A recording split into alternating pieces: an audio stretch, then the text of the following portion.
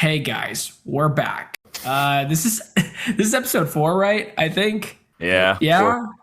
We're okay. So after this, we are officially halfway through. Something needs to happen, and I don't mean that in a way of nothing's happened at all, but it's at that point where the story needs to. These storylines need to start at least somewhat connecting. Not connecting all the way. This obviously is a show that's taking its time, and I love that. Rather than shows that have 25-minute episodes. She-Hulk. Take it away, Tim. Is this how they do baptisms? Yeah, Joseph. That's how they do baptisms in Middle-earth. Mm-hmm. I knew it. Oh. What? What? Oh my. No, this has to be like a vision or something. There's no way this is happening. Oh, there's no way. That wasn't going to be a thing. Chancellor, statecraft. I am fairly certain they're in what becomes Minas Tirith. Or Tirith, or Rith, or Rith, I don't know. Now, what seems to be the trouble? We may have a bit of a squall on our hands. Now we're introducing new characters in episode 4. This guy straight up looks like he stepped out of, like, a Bible movie. Trust in me.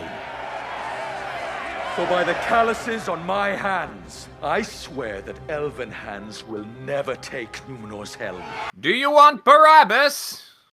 Or this man? And fight with me to save the men of the Southlands before Sauron claims their lands for his own. He looks just as unsure, like, yo, what? And it will not be quelled by you, Regent. Chick fight. Oh, tough. You're off the Sea Guard! All 3 of you! What? Oh, what? Oh, bro, I'd be hot, bro. Yeah, same old as Seal walking away. Seal! Where are you going? Going, staying, what does it matter? The real problem is him. I mean, the dude was spitting facts, though. I mean, he may be nice to his sister, like encouraging her to do her stuff, but like, it seems like he cares more about himself and doing whatever he wants to do than anyone else. Like, he has no consideration for any of that.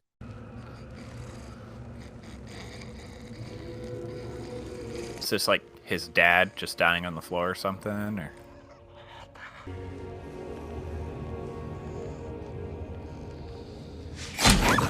Ooh. Yay. If I was Arendelle, I'd be like, bro, why'd you have to bring him in here now? probably should have stabbed him in the heart if you're trying to kill him. Yeah, I'm Ease like, your bro. suffering and stabs him in the ribs. Like, I did not have to see this, bro. Like, this is too much going on. That's like when someone says, please, I'm in so much pain, put me out of my misery, and you shoot them in the leg. That's what we just saw. What message? Well, at least he's finally getting out of the camp. You can either help me or you can make it harder. Help you by doing what? You're telling him to do nothing. He has such a look on him that's like, ugh, Mom. I'm heading back. Don't be such a soft belly. Oh my god. Yeah, that's the reason why he's not supposed to help. Yeah, he's got the right intentions, but how he's doing it is so dumb. It's just idiotic. Like, great, you're getting food, but at what cost? Oh, nah. Nope. Gotta go. Yeah. Yeah, bro. I don't care if we were friends. I don't care. Yo, I gotta get out of there. Okay. Where'd you get that? Hey, hold up. What? Nah. Is he gonna stab him? This man knows how to use it. Shouldn't be that hard to find right now. Yeah, that was loud as hell right there, too. Yes! Elrond. Wow, they're already working. Wow, look at them. Break your promise. And the power of this stone will doom you and your kin to sorrow to your last day on this Middle Earth. Dude, that is the greatest pinky promise I've ever seen in my life. It is strange how it catches the light. Almost seems lit from within. Oh, is this like Frodo and the sword? Is this the material? The same material? No, I think this is the No? material used for his armor when he gets Yeah. stabbed by the troll that protects him. Oh, really? Mithril. Yeah, mithril. No, it would be mithril. Yeah, Tim. Yeah, got it. So sorry. I do not care about this freaking basic white dude over here. I had a dinner. Ooh, do tell. But it is too fine a thread from which to hang a kingdom. I'm sorry. You said the racism too deep now. I can never get them all on board. Yo, but like, I don't feel like I got any answer as to like why she, like, and they are all racist toward the elves. Like, I think it's just out of fear, like what she said. Like it's out of fear of the sense of like she saw how the kingdom went with her father and how lost he was in the faith. She doesn't want to do that again. Repeat the history.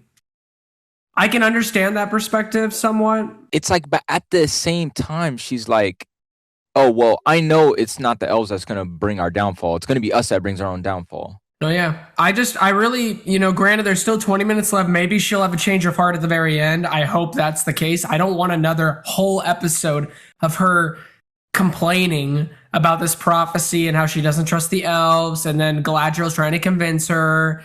It's kind of a tired trope of, oh, we need to get these people on our side. And then somehow there's this magical moment of them joining.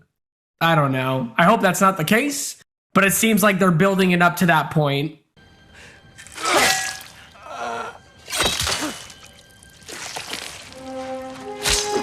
Homeboy, let's go. Whatever I'm your like- name is, Arendir, whatever. I was going to say, like, bro, I feel like they're going to do the same thing that they do with him every episode. They have him, like, right in the beginning for, like, 3 minutes, and they slam him at the end for like, the last, like, minute and a half.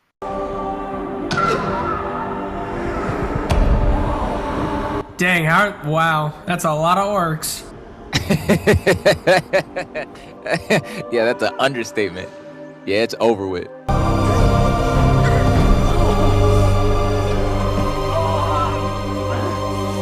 So he was in that well for like 12 hours. I just want to make sure we all got that straight. He went into the well during the day and came out in the morning. The orcs looked for him for all of that time and still had places they hadn't looked yet because they were like, oh, check over there. Oh, check over there.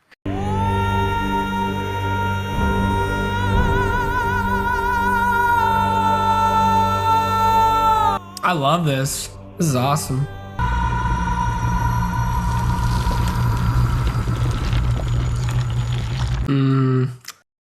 It's a coming. It's a coming. Their downfall here. It seems like this show is positing the idea that the dwarves' pursuit of Mithril brings forth the Balrog. And if we refuse? He's coming for us, Tirith. If you refuse, he will kill you. Like, what? He'll give you a hug. He'll give you a tax break. What do you mean? What'll happen if you refuse? What do you think? Your people will be relieved. They'll be gathering soon in the court and in the plaza to hear your announcement. I mean, maybe he could be one of Pharaoh's magicians, you know? Yeah. The power of Ra.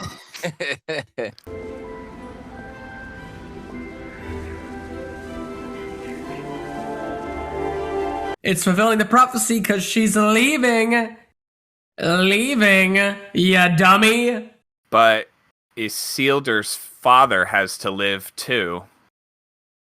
He's at the beginning of Fellowship. Because I think Sauron kills him. The expeditionary force will be made up of brave sons and daughters from across fair Numenor. Things are finally moving. Overall, like, I'm not saying it's fully there, but I think we're finally at a point where things are moving. Not at 100% full speed. I honestly feel like the thing that's lacking is action in this. I'm going to be that basic dude who's like, I need my action. Like, the first hour accomplished action, great character development, and amazing visuals, beautiful score, great cinematography in the first hour of Fellowship of the Ring. This, it took about 3 hours to get to an action sequence, which some people liked or didn't like because it was too, different for the series or for the lore or how we've already seen films like The Fellowship or the Hobbit movies. So for me, I feel like it's now getting to that point where I'm starting to see where we should be going. Everything's connected to the Southlands. Everything's connected to Elrond and how they're establishing the relationship with the dwarves. We're seeing like cool little Easter eggs with that material that I cannot pronounce that we see in Fellowship of the Ring with Frodo, which is really cool. But yeah, overall, I think this is a pretty solid episode. And I feel like, this is just me speculating, I feel like the second half is now going to move even faster. Things are they're starting, like they're revving the engine now. It was just a little idle. Like they kept on doing it. They kept on turning the keys and nope, let's slow down, which sometimes I'm fine with. And other, certain plots like Arendir, the elf, I felt like it was just, here he is. Okay, wait, 45 minutes later here. Okay. And there's certain moments where I'm like, okay, that was important, but for why? What is the purpose of this? Like even with that new leader of the orcs that I'm assuming he's an original character. I'm trying to understand what exactly does he mean by I'm going to be a god? Okay, cool.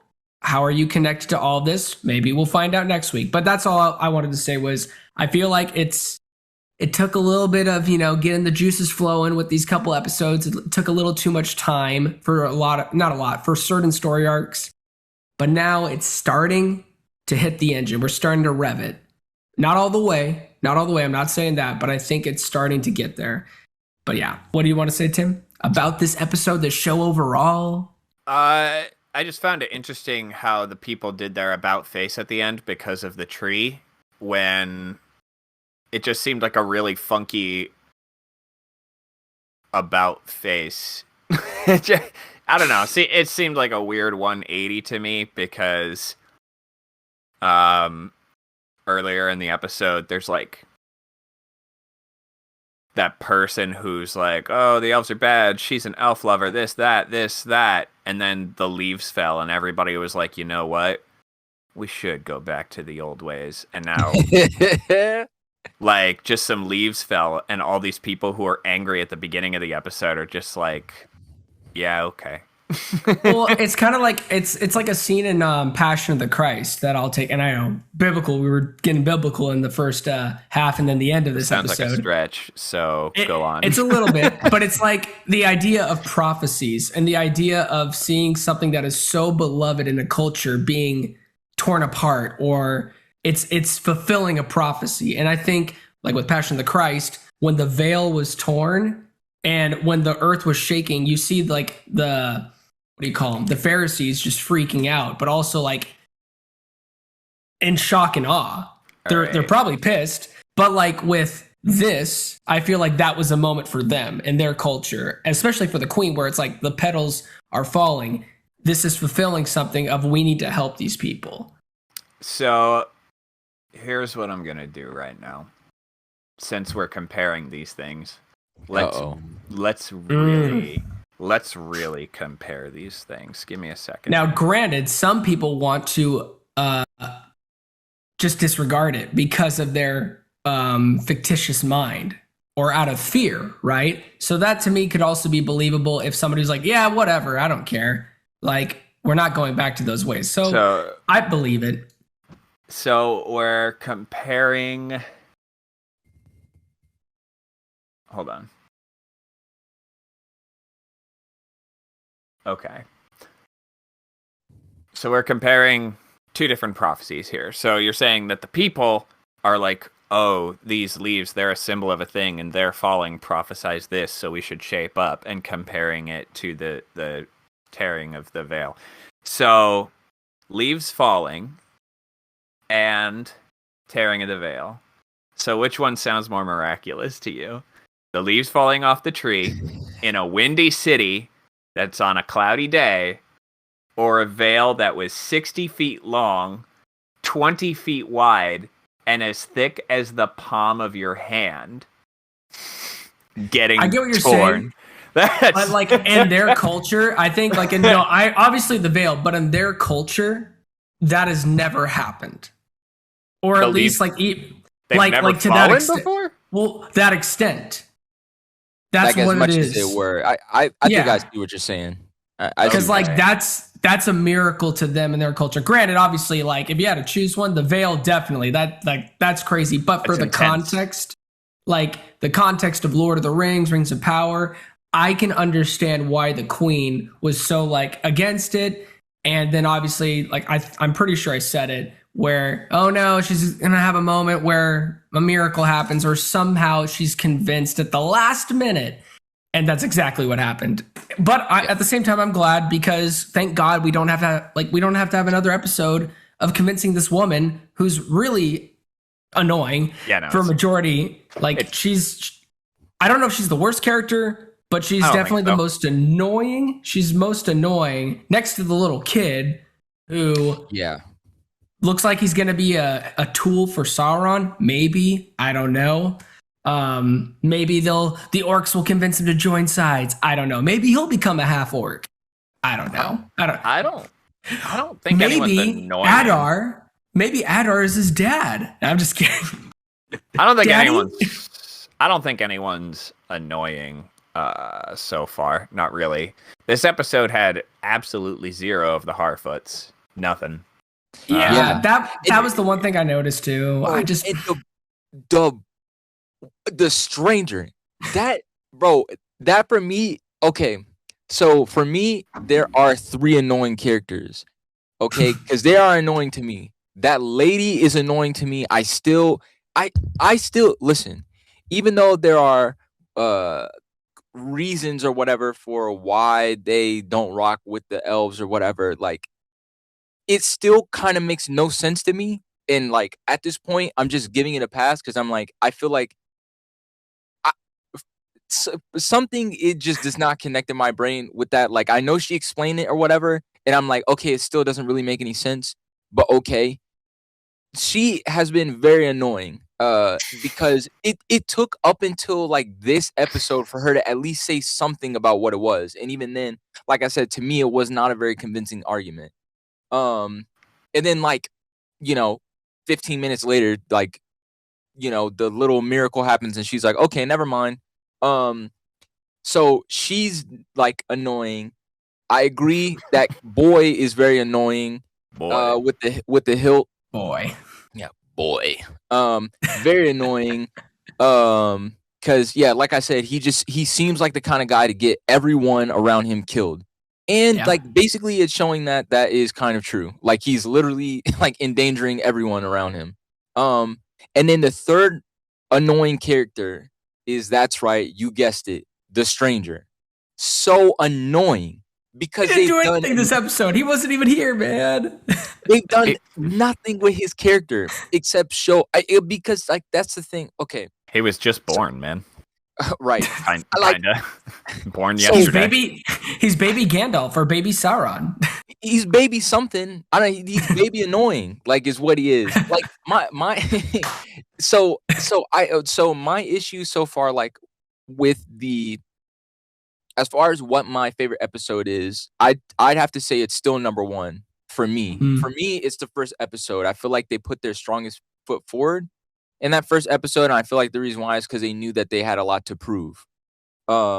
Because a lot of people were coming into it feeling a certain kind of way already with the whole black people existing in the realm of Tolkien and that tainting his legacy. Right. So I feel like they had a lot to overcome to get people into the show. And I feel like they did just that. Like you were saying earlier, Joseph, like, the music was killer. Like we saw action, we saw like all that. They laid out what was going on, the major tensions and what was going to kick everything off. And so it was great. I feel like I understood the lay of the land pretty well. Like it had some mystery to it. So things that were like, oh snap, I got to see what's next or whatever. And then it feels like the last like 3 episodes So 2, 3, and 4, were kind of just on cruise control. I'm not gonna say nothing happened in them because things definitely did happen in them. We did get plot, we did get character work and things of that nature. And again, everything was shot beautifully. Like there were again some more good mysteries. So I'm not saying that it was bad or anything like that. They were fine episodes. I think though, like if I'm thinking of this as one story, right? And then we have an act 1, an act 2, and an act 3. I think that part of why, so right now we should be swinging into the second part of act 2, right? So like we should be into some sort of false victory or false defeat. Right now it feels like we're going into false victory land. The next episode should probably be, like all the forces gathering together. It looks like, oh, we're going to have this badass army. Everything is looking on the up and up, right? Type thing. That seems to be where we're going. But up until then, it's like we were supposed to be having a more fun and games experience, like up until this point. Like once we took the break from act 1 into act 2, like we should have been having like a great time. But it didn't necessarily feel like that, at least for me personally. Like I didn't feel like I got to like really enjoy and explore all these different lands and like see a bunch of different tension and also the little kind of stuff here and there. There are bits and pieces, like there were spurts of exciting things that were happening. But it wasn't, it's like, for me, what it feels like with this is that they know that they have more time, so they just drag everything out. For the most part, it's all fine. So it's not any of that. And it's not like they're not following certain lines of logic that they established. Like that, for the most part, has been fine as well. So then what is it? Like it's literally the way that they're pacing the plot. It's a build-up season. I think that's the reality. And I think at the end of the day, it's kind of boring for some people. Like, that's just what it is. Like, that's why I was saying, like, it's cool to get some action, but it's lacking on the action. Like, with Fellowship of the Ring, they established characters, great music, great score, great cinematography, great locations. You know the environments. You love the characters. You feel despair when the Nazgul are coming after them. There's epic action. Aragorn coming into the play to save Frodo and Sam and Merry and Pippin. Like, it's awesome. And we get a saving scene in the 4th episode. Like, and that's 4 hours in. So I agree with you in the sense of pacing. Like, yeah, I think it's finally revving, but not all the way. But yeah, I do agree with you in a pacing sense where it's like, how can that movie, granted, this is a show, it's different. I have to say that. But it's the pacing. I agree with you. And I feel like it's the lack of action, honestly, because this show is about the characters and it's about the lore and it's about the world, but it's also like Lord of the Rings had amazing action sequences. And so far, they're not amazing in this show. They're just kind of subpar. They're like, that was fine. Great cinematography, but nothing like, whoa, that was amazing. I do think this episode brought a lot of things into play between the Dwarf King, the beginning of the greed, that is the downfall that's going to create the Mines of Moria, bring forth the Balrog. We have a stranger who could be Gandalf, could be Saruman, could be whoever in play. I do think this episode did a pretty good job bringing things into play. And yeah, I can understand, like, a changing of the elements being a warning of doom of some sort in this narrative. It wasn't too dissimilar in Lord of the Rings when it was like that. You have a Legolas who's like, a foul smell in the air. Stuff like that. So, that being said, you guys were saying before that the show shot really well. I agree. But I'm going to sound like a bit of an ass when I say I would have shot this differently. I think the films did a really unique balance of filming a person saying something and filming a person reacting to that something. like there were times where like the person who's speaking might be out of focus in the background because seeing that person say it wasn't as important as how that person felt about it. So we'd focus on that. And I don't see much of that balance in here. It really is just primarily focused on the speaker, at least from what I can tell, most, if not at all times. And that's something I really liked about the trilogy. Today was when I kind of pinpointed it. I was like, what is it about the way the show is shot that is not... Because there's like, the sweeping shots, the landscapes, the this, the that. And I was like, what is it that I am not... What is it that's not Lord of the Rings that's happening here? Because I know there's something. And I think that's what it is. There's a lot of times where the films don't focus on who's talking. It's not all the time. Certainly not all the time. It's probably not even half, probably not even a quarter of the time. But it's at like the right time.